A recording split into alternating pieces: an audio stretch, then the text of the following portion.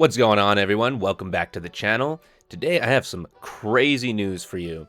I want to mark a special event, the passage of time. At some point last night, between the hours of midnight and 2 a.m., Eternals, the newest Marvel movie, was the first movie to ever touch Rotten on Rotten Tomatoes. Now, there hasn't been any audience scores yet.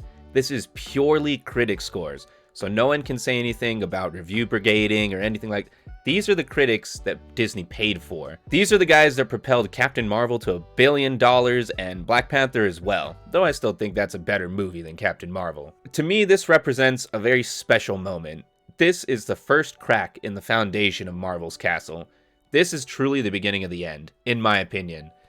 And I kind of want to talk about what that means for the future of Marvel films and the future of films in general. We've spent 15 years in the grips of superhero cinema, so it's an interesting question to ask. Where do we go from here? Now, as I stated before, Eternals is the first Marvel film under Disney's head to touch a rotten score on Rotten Tomatoes. The only other movie that had come close to this was Thor 2: Dark World with a 66%. However, that score did not last long. They had a couple of critics come in and save the Eternals. Peter Travers from ABC News at October 29th, late in the night. All the paid reviewers coming out to save this garbage film and barely bring it up to a 60. It must be embarrassing for Disney to put that much money down and see so little results. Going through some of these reviews, I think it's pretty obvious to see why this movie is doing so badly. As Peter Travers puts it, a Marvel epic that values personal connections over spectacle. Sorry, adrenaline junkies, but that's what Oscar-winning director Chloe Zhao brings. Well, I don't think that's what the average Marvel fan wants, Mr. Travers. Maybe you misunderstand the audience. Maura McDonald from the Seattle Times, a top-rated critic. It's a different kind of superhero movie. Not to everyone's taste, but made for us all. What she's really saying is that it's made for everyone, and thereby made for no one. It's a movie that pleases nobody. Here we have Dana Stevens from The Slate, and I think she puts it quite aptly. Zhao, a director whose previous 3 films have all centered on the everyday lives of working-class rural outsiders, seems ill-suited to a movie of this scale and frankly uninterested in the fight scenes. Classic case of Marvel once again hiring an indie director who's ill-suited to direct such a big budget production, but in this case, it seems they let Zhao have free reign with the characters and the storyline itself. Possibly because they thought it would appeal to China, but as we've come to find out, China does not like Chloe Zhao. They do not like her movies. Here we have Mick LaSalle out of the San Francisco Chronicle. It takes a special kind of movie anti-magic to make an entire audience indifferent to the potential destruction of the planet and the elimination of all life on Earth.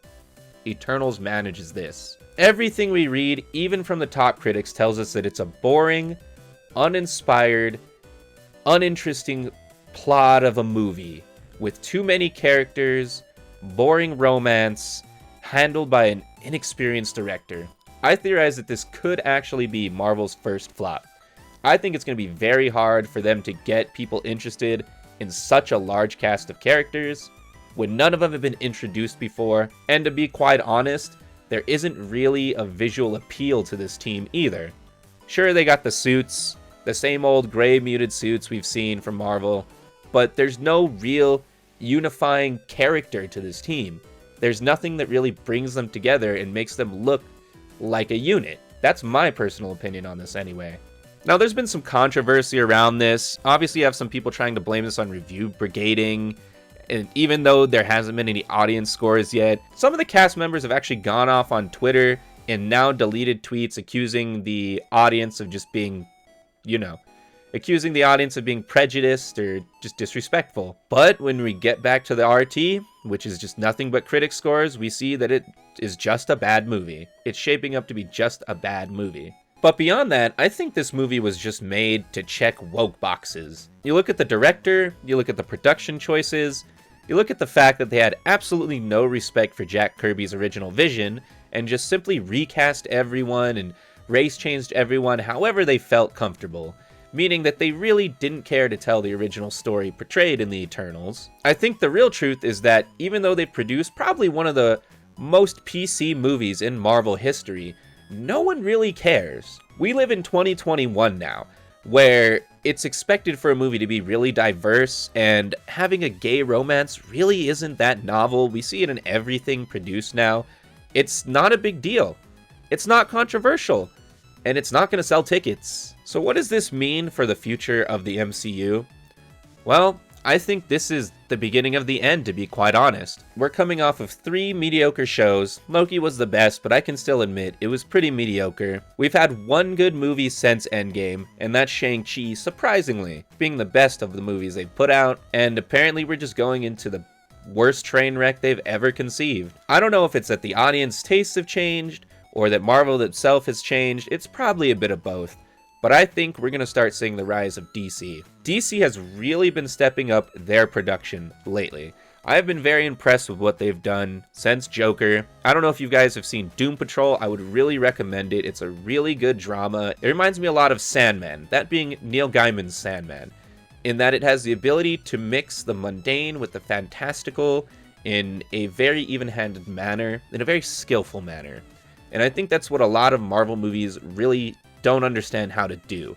They're so attached to reality that they shortchange the fantasy. It's as though the directors of these movies, the producers of these movies, aren't able to suspend their own disbelief to make a proper film. And looking to the future of DC, we have things like Pattinson's Batman, we have a supposed Joker 2 coming out, we have The Flash, which I'm kind of interested in, of course you got Shazam 2. I think it really is DC's game to own here in the next 5 to 10 years if they play it right. And it's not even because they're going to make great films. It's just that Marvel is really shooting itself in the foot with the direction it's taking, and it doesn't seem like they're gonna back down. For me, it's that Marvel just seems to not have any respect for the creators of their properties. This Eternals movie actually makes me kind of sad, because I'm personally a fan of the Eternals comics. There's no need to go into the storylines of them, but I see this movie as kind of a spit in the face to Jack Kirby, one of the most legendary creators in all of comics. They took his idea, chopped it up, decided what they didn't like about it, and made it their own supposedly original content. It's the cinematic equivalent of someone stealing your homework and turning it in first. And now, for the rest of time, the audience will think of the Eternals as a bunch of chumps, uninteresting, boring, aloof, and stupid characters, when to me, I thought they were one of the smartest ideas that Marvel had ever allowed into their comic books. But I guess it is a matter of interpretation. That being the director's interpretation. Beyond that point, comic books in general are just totally destroyed. It's a vast wasteland of PC and reboots and terrible writers who have no business being in the position they are. Comic books are lucky to sell 20,000 units. They consider that a success now. Comics as a business are dead, and that means that movies kind of steer the ship for these comic book superheroes now. So it really is in Marvel's court to make or break their characters here in the future. They're gonna try to put forward characters like America Chavez or Miss Marvel Kamala. They're gonna try to put all these characters into cinema, and they don't have many good stories in comic books, so it really all falls on how good these movies are. And from my perspective, it doesn't look like Marvel is gonna do well in this next phase. Anyway, that's all I wanted to talk about. I just wanted to mark this moment in case Eternals doesn't drop below a fresh again, and I suspect it will not. I don't think Disney will let that happen again. Let's keep in mind these are their critics. As much as they want to complain, call them bigoted, call them racist, call them sexist, call them whatever, these are the critics that Disney bought and paid for. And even they can't stand the Eternals. So what does that tell you? Anyway, y'all have a great rest of your day. Peace and love.